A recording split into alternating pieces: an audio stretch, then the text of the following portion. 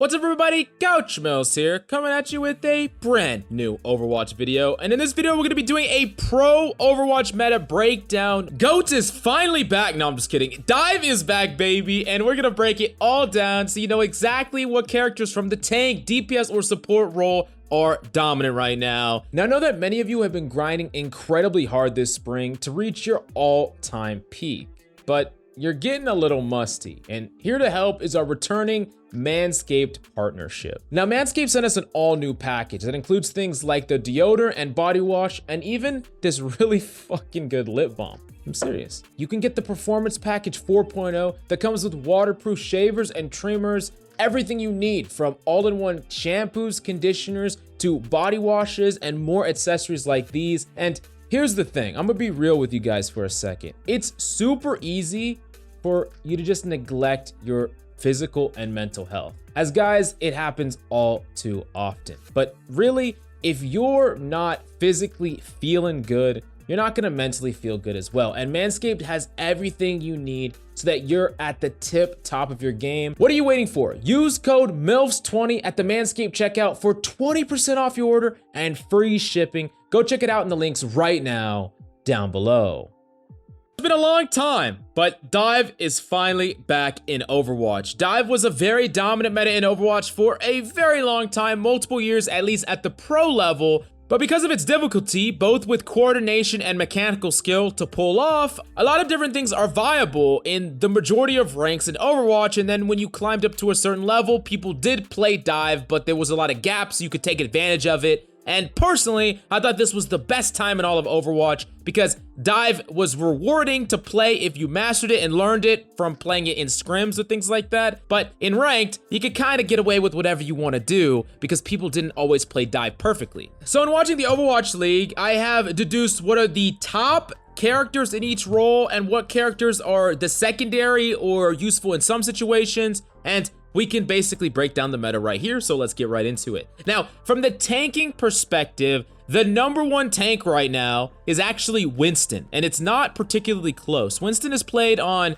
almost any map and every map. There are situations where he's not played, but almost all teams play Winston at some point on every single map from what has been seen. Now, initially, we have given Winston a pretty poor review, and a lot of people did as well, but it has been seen that in the hands of a master at Winston, Winston is crazy strong. Not only is he really great at isolating a target, and with a lot less healers, isolating characters that overextend, like someone like Genji, for instance, someone like Soldier, but also isolating off a support like Ana makes Winston really strong. And in addition to that, being able to zap someone, melee, and slam into them all at the same time gives you an extra burst of damage. All in all, Winston is in a really good spot right now, and he's kind of the focal point of a lot of these dive compositions. But he's not alone in the diving comp. There is one other diver that sees substantial play, and that's Doomfist. Doomfist sees quite a bit of play, not as much as Winston, but Doomfist is still really strong, and I think he's only primed to get better because while a lot of people, a lot of pros that play in the Overwatch League are already god tier at Winston, there's not a lot of tank players that are god tier at Doom right now, and it's gonna take a while for them to truly unlock this character, but he already is seeing play in his current state, and he's probably gonna see a lot more in the future. Doomfist allows you to be both disruptive and aggressive at the same time. You can coordinate dives, bait out cooldowns, and the potential on this character is to the moon. Honestly, Doomfist is incredibly strong and looking to be a top tier tank right now. Now, there are two other tanks that see quite a bit of play. First, we have to talk about Zarya, that sees quite a bit of play in certain compositions. She can enable characters like Reaper to go in and kind of just brute force their way into a kill. She's really good around tight corridors, so on certain maps where you have to push through choke points, she can get a lot of charge and become a huge damage dealer herself. Plus, she probably is the best peeler right now up against Dive, because she could just bubble off an Ana, keep her alive, and then peel for, you know, the rest of her team because she's high charge now, and Graviton is just insane when there is only 5 players on the enemy team, not a lot to block damage coming in. Graviton typically gets a team wipe. And then Diva sees a small amount of play. Diva is good in some ways. She can kind of peel and be aggressive, so she has slight peeling like Zarya, but not as good, and she can slightly dive like Winston and Doom, but also not as effective as them. She plays this little middle ground character, and she gets value in certain situations. I'm not entirely sure if that will change over time, but right now, she is still a viable pick at the pro level. She just doesn't see as much play as the first 3 that we mentioned, but Winston is still far and away the most picked tank. Now, let's actually move on to the supports. And the top 2 supports, and it's not close, is Ana Lucio. Almost in every composition we saw Ana Lucio, Ana's nade is ridiculous right now. When there's very little that will block a nade, and Anti is so strong, nades were flying all over the place. Nade after nade after nade, and teams that had Anas that could get really sick sleep darts were super impactful. I saw a lot of slept Genjis, I saw a lot of slept Winstons. Ana's insane right now. She's really, really great, and Lucio is a really great character to not only peel for Ana, but he's also very hard to kill because of the passive heal, and he can heal himself, speed around the map, he could be aggressive in a dive, he could be defensive in a peel for Ana. There's a lot to love about Lucio right now, and of course that defensive ult is great up against some of the powerful, ultimates like Graviton Surge, or Tactical Visor, or Nano Blade, for instance. So Lucio is very flexible, Ana's very strong. Together they make the perfect pair. But there is one other support that has saw substantial play, and that's Brig. Brig is interesting because I saw her most used when there's a huge disparity between the high and low ground. Like I saw her on Nubani a couple of times where the Ana would be on the high ground and the Brig basically just sits on the Ana. She sits there, and if someone jumps up and tries to dive the Ana, she knocks them away. She makes sure to keep the Ana healed, and she protects the Ana. And then the Ana just gets to be there and exist. Basically, Brig is like on bodyguard duty. She's on permanent peel duty because no one on the team can really peel very effectively for the Ana. The whole rest of your team are divers, so the Brig just existing, keeping the Ana alive, and ensuring the Ana can't get dove for free means that you probably just keep winning team fights because the Ana's getting a lot of value. So those are the 3 that I see the most, and I do think that Brig in general is good against dive. And while of course there was a little bit of play from Zen here and there, and a little bit of play from Baptiste here and there, and that is probably priced to change with some of the most recent changes that we've seen. For now, Ana Lucio are far and away the best supports in the game from a top level meta perspective.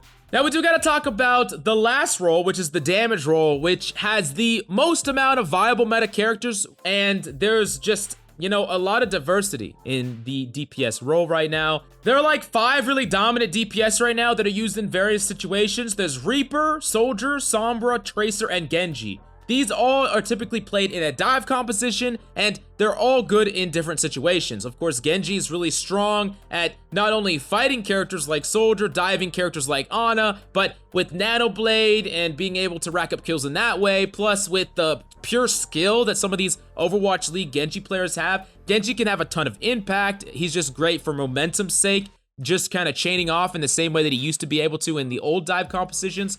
Reaper's actually just really, really strong out of nowhere. Surprising to say, but with one tank, he can bully up on a lot of these tanks like Doom, Winston, and Zarya. He's actually good at dueling some characters like Soldier, just getting all up in their face, and he can't really get anti-naded very easily. He can wipe it away. Reaper's really flexible and strong right now, and I think he's really good in ranked as well. Soldier, still very, very strong, will probably keep being strong, has a heal. He's like very good at 1v1s with other DPS. I think he is just a character that even after his nerfs, he has been, really benefited from the 5v5, and that's probably not going to change anytime soon. Sombra's really good as a pseudo diver. Oftentimes I've seen her played with Soldier or Tracer to kind of help open up that fight, hack someone temporarily, and then there's a focus fire onto them. Tracer's just really, really good. Pound for pound, she just gets to do so much per second. In the hands of a really great player, she can do a ton. Hit a pulse bomb here, get a kill, fight someone, win the duel, recall,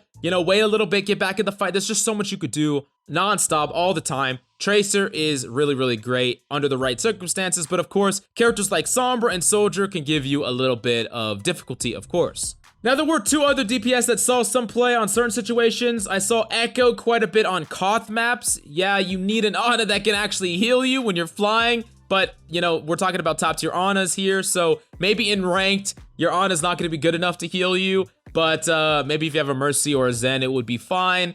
But, when you have really top tier aimers that can heal you consistently when you're Echo, then you can run it on Koth. And then Widow, we saw quite a bit of Widow on some maps. On the typical Widow maps, we saw her. Makes sense, there are divers that want to come after you, but there's only one. You could play keep away, and sometimes you just get the value before they get a chance to dive in. You have a lot of pick opportunity, especially when you're mechanically talented. But this is the new meta in Overwatch 2. This is the dive meta, and this is what happens when CC just disappears from a number of different characters. When Brig is no longer the powerhouse peeler that she used to be, even if she's good. When Cassidy no longer can stun someone coming in and just shut them down. And when you don't have a second tank that can both shield off and peel and shut enemies down, dive becomes incredibly powerful. And I actually don't see compositions like Rein and Orisa becoming that popular from a pro perspective, even though Rein can carry a fight by himself and Orisa is incredibly powerful. How do these characters stop the rest of their team from dying? How do these characters get a lot of value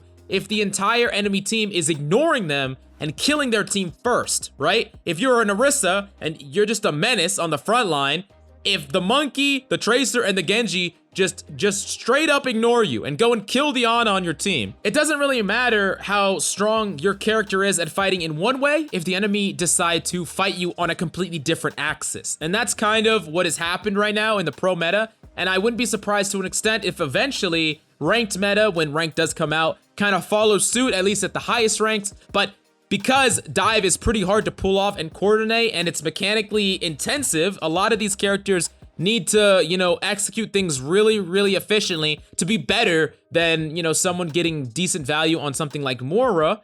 That means that ranked is going to be opened up and people can play a lot of what they want to. But if you want to learn what is going to be dominant at the higher ranks or in pro play, these are probably the characters you should focus on. But remember, everything's subject to change. Things could be buffed or nerfed out of nowhere. So we'll have to wait and see how things are going to settle by the time ranked mode comes out. But definitely let me know how you feel about Overwatch 2 and the new meta down below. Thank you so much for coming by, and I'll see you next time. But use code MILFS20 at the Manscaped checkout for 20% off your order and free shipping. Do you and your partner a favor right now in the description down below.